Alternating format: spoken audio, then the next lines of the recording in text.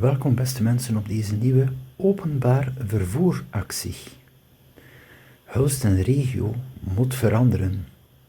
Woon-werkverkeer, begrijpen ze deze zin in Zeeland? En winkelen in Hulst zonder transport. Vanuit deze nieuwe reportage komt er, men is bijna 2020, er moeten veranderingen komen. U zal ook zien in deze korte reportage dat er toch heel wat problemen zijn die blijven en die niet opgelost komen. En ook onder deze video is er een link van een nieuw artikel met problemen die zich momenteel voordoen te Terneuzen, dus ook Terneuzen, Zeeuws-Vlaanderen, Nederland. Voilà, ik zal eerst een korte inleiding geven voor de mensen die nog niet weten waar dat Hulst ligt. Dus Hulst hier in Zeeuws-Vlaanderen, Nederland. En dan ook het bekende Terneuzen en zo verder naar links, Sluis. Dus wat is het probleem nu? Het is al jaren zo, maar het wordt steeds erger. Dus er wordt publiciteit gemaakt. Kom wonen in Zeeuws-Vlaanderen. Dat is zowel te Hulst als aan de andere kant in Terneuzen en zo verder. Het eerste dat je doet als bezoeker, toch wel de meeste, is kijken als er openbaar vervoer is. Wij hebben dat gedaan. We hebben dus direct gekeken, hebben wij openbaar vervoer? En hier nog even de affiche, ja, tot 22 uur, 7 dagen op 7. Dus ideaal, geen enkel probleem. Op gebied van het openbaar vervoer, op een bepaalde dag, verandert die affiche, zomaar, en wordt het transport tot 18:01. Heb je plotseling van 22 uur naar 18:01. Ja, een mens moet zich aanpassen, maar zo gaat het altijd maar verder.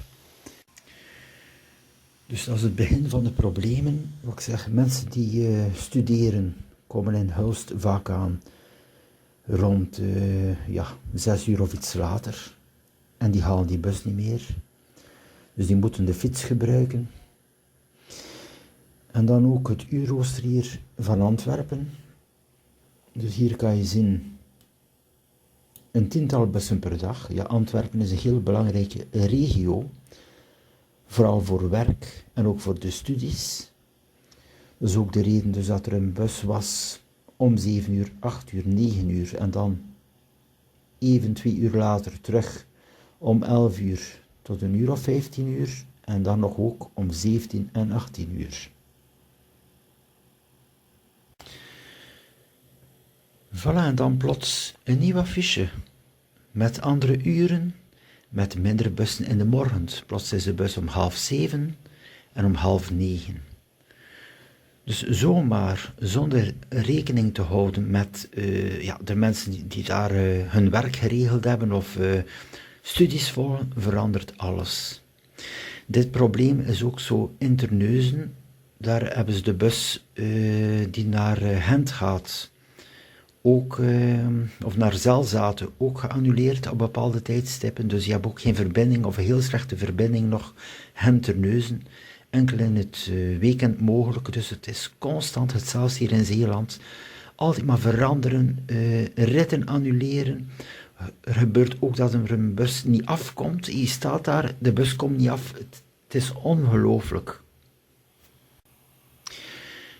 Er zijn veel studenten en ook ikzelf. Ik volg ook soms een keer een bijstudie. Het is altijd interessant om iets bij te leren. In België is dat mogelijk en ook vaak kosteloos. Voilà, en dan heb je hier een klassieke situatie, even met stermvervorming. Ik bel naar de maatschappij van de bus en die mevrouw antwoordt: de rit is uitgevallen. Ik weet niet waar dat de bus is. Dus met andere woorden, ga gewoon rustig terug naar huis en probeer het morgen opnieuw. Even kijken, Hulst, Terneuzen. Ja, die rit die is uitgevallen. Wacht, weet je waarom, mevrouw? Hoge waarde. Nee, ik kan niet zien waarom dat hier uitgevallen Maar mevrouw, is. men heeft verantwoordelijkheden, men moet naar België. Nu, met andere mensen, dat kan toch zomaar niet, hè? Als jullie Nee, niet dat, kunnen een bus kunnen leveren, dan moet er maar een reservebus of een camionet komen. Hè. Dat is echt geen verantwoordelijkheid hoor. nee, ik weet niet waarom dat hier het uitgevallen is. Maar mevrouw, Ik het is kan niet de voor eerste u keer dat een, er problemen zijn. Mevrouw, ik ben het echt kotsbeu met die lijn 10 hier. ja, Het is altijd iets. Ja, en op een gegeven moment ja, zeg ik, dat kan niet meer zijn. Want ik zeg, als ik lessen ga missen, dan loop ik achter, dan kan ik niet meer volgen. En ik ben iemand die enorm gemotiveerd is, dus ik heb de fiets genomen en direct naar België. Dus van Nederland naar België, mijn fiets gezet, over de grens en daar de lijnbus genomen. En dan zo verder naar Antwerpen, dus treinstation Sint-Niklaas en dan de trein naar Antwerpen.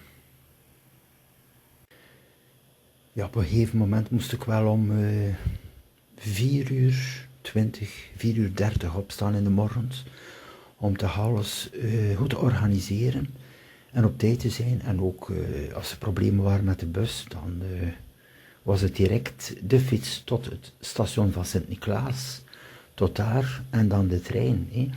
Ik ging me niet laten beïnvloeden door al die problemen met het openbaar vervoer van Nederland.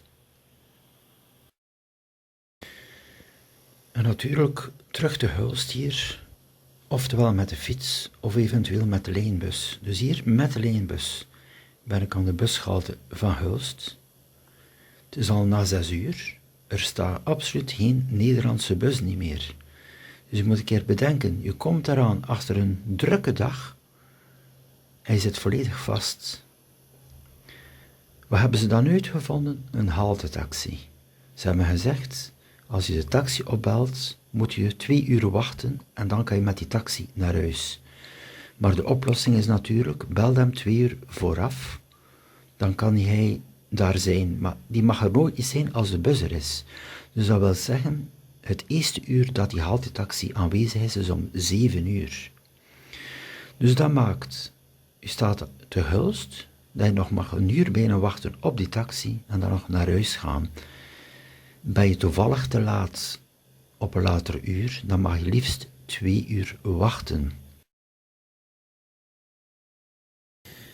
Voilà, beste mensen, ik heb hier nog dus een duidelijk voorbeeld gegeven. Dus wat moet er veranderen in Hulst en toch wel het volledige Zeeland? Dus 1, een menswaardige woon-werkverkeer in Hulst, extra bussen en na 18 uur beschikbaar. Dus ik heb het dan wel over die bus 10. Dan 2, boodschappen doen is een recht voor iedereen. De haltetaxi moet stoppen aan het stationsplein. Ja, op de avond. Men wil naar de supermarkt, die is open tot 21 uur. Maar hoe? Door te voeten gaan door een donkere park? Dat kan absoluut niet. En ook in het weekend. Mensen hebben recht om hun boodschappen te doen.